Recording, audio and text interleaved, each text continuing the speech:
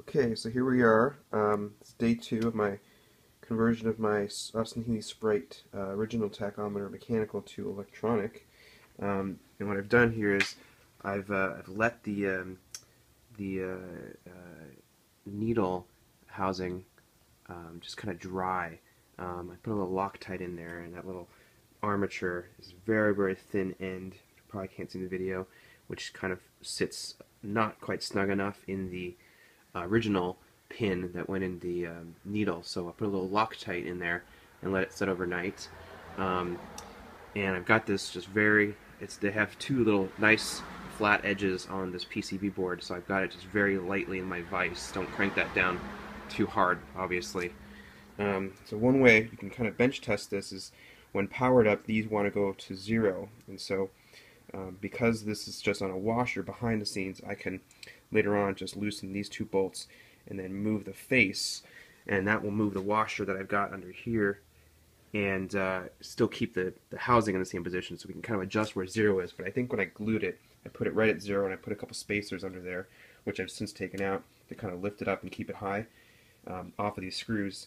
But I also, when I glued it, I put it at 0. So one way we can bench test this is I've got just the original leads that come off here, just powering it black and red.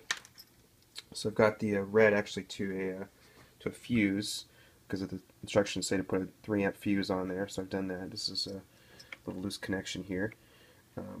Just kind of see if I can tighten that up with one hand. Nope, putting the camera down for a second. Just tighten that.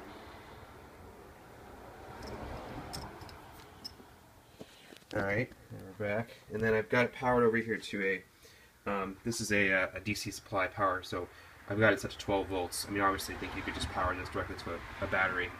So what I should be able to do is power this up, and this should hit 0 if it's glued and everything's not hitting. So what I'm going to do is just kind of fire this up over here and see what happens. There it is. That's pretty much right on where I want it to be. And so there we go. We're just powering it with 12 volts and 7. So looks like my job held pretty well. The glue looks like the Loctite was pretty good. If I hit it and kind of give it a little boost away, it wants to go back to the 0 point.